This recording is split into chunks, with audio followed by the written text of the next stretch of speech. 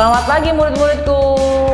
Pagi, Miss. Apa kabar Miss Berlin? Baik, kalian apa kabar?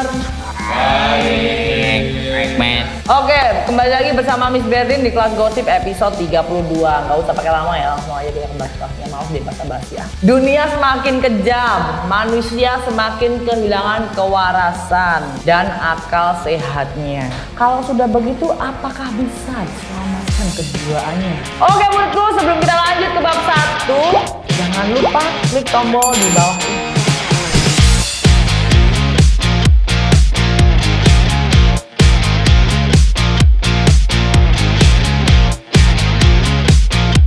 Oke muridku, di kelas gosip kali ini di bab pertama kita akan membahas menantu sewa eksekutor untuk membunuh mertuanya dengan bayaran 75 juta. Gila sih. Kehilangan akal sehat ya kayaknya ya.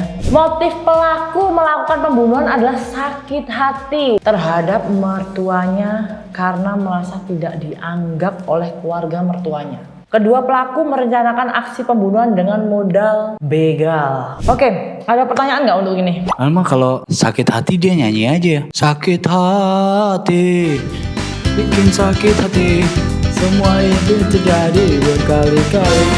Tak pernah aku mengerti, sudah mengerti semua ini menjadi arti semuanya sekarang berhenti. Oke, makanya kita tuh mesti menjaga sikap dengan siapapun itu. Kita jangan sampai menyakiti seseorang, disengaja maupun tidak sengaja, karena kita tidak tahu hati seseorang. Rambut boleh sama hitam, hati orang siapa yang tahu? Ada pertanyaan nggak? Miss, nanya Miss, gimana caranya menantu sama mertua itu biar akur terus tuh gimana Miss? Kalau kamu sebagai menantu dari kalangan orang kaya, mungkin kamu akan diperlakukan dengan baik. Tapi kalau kamu kelihatannya dari keluarga yang kurang mampu, itu biasanya ya. Ini bukan aku ngejelekin ya, seorang mertua aku jelekin enggak. Tapi emang yang marak terjadi di dunia ini seperti itu. Jangan sampai tinggal serumah sama mertua. Menantu sama mertua jangan tinggal jadi satu. Karena itu salah satunya pasti sengsara. Entah mertua atau menantu, pasti sengsara. Ada pertanyaan nggak? Miss nanya Miss, kalau misalnya ada seorang menantu atau istri yang sakit hati sama mertua atau sama ibu dari suaminya kan, nah dia sakit hati, itu kan harusnya suaminya tahu kan? Harusnya sih suaminya tahu ya, tapi kan kita nggak tahu. Kadang tuh ada orang yang benar-benar pendiam, nggak mau cerita gitu loh. Ada orang yang benar-benar mau curhat, tapi suaminya ada juga yang udahlah biarin aja lah, emang ibu aku kayak gitu. Tapi ada juga yang udahlah kamu sama ibu jangan kayak gitulah, biarin aja lah. Oh jadi si suami itu harus lebih bisa kasih pengertian ke istrinya. Nah, pengertian. Tapi kalau kadang-kadang kan emang mertuanya udah keterlaluan, ya ini ngeselin juga, kasihan juga kan yang jadi menantunya, kasihan juga gitu loh. Kalau emang dari awal tidak ada kecocokan antara mertua dengan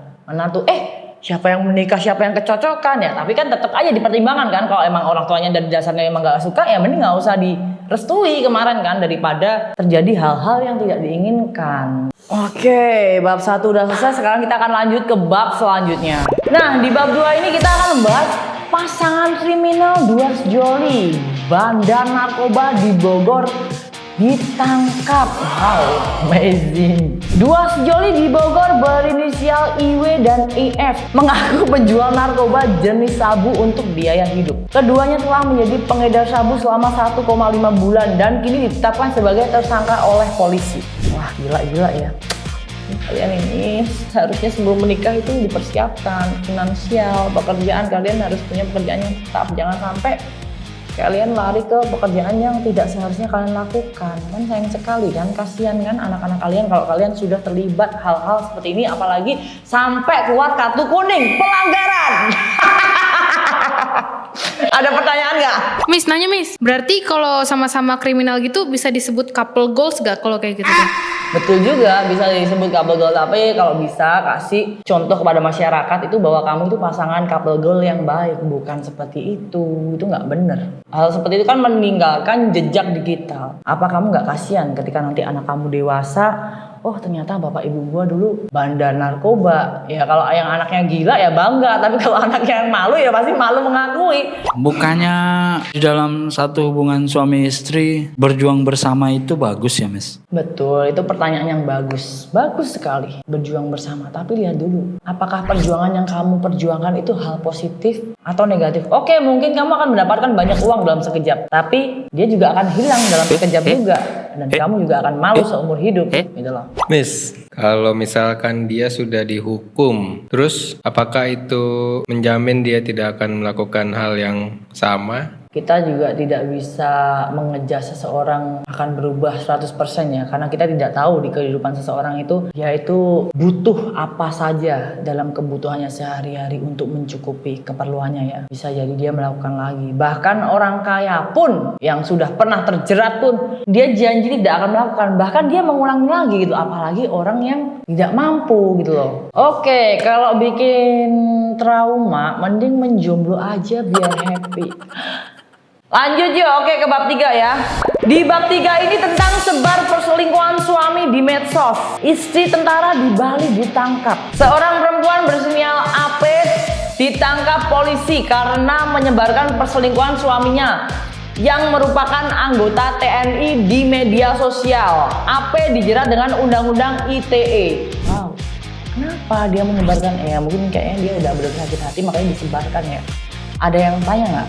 Kan harusnya bagaimana, Miss, kalau nggak disebarkan? Ya kalau dia masih pengen balik sama suaminya, ya dia melakukan hal yang baik. Kasih tahu suaminya, kasih nasihat, ngobrol berdua, ngomongin baik-baik, bukan sebarin. Kalau disebarin tuh berarti istrinya udah nggak mau melanjutkan hubungannya. Biasanya seperti itu. Kan dia selingkuh suaminya ya, Miss, katanya.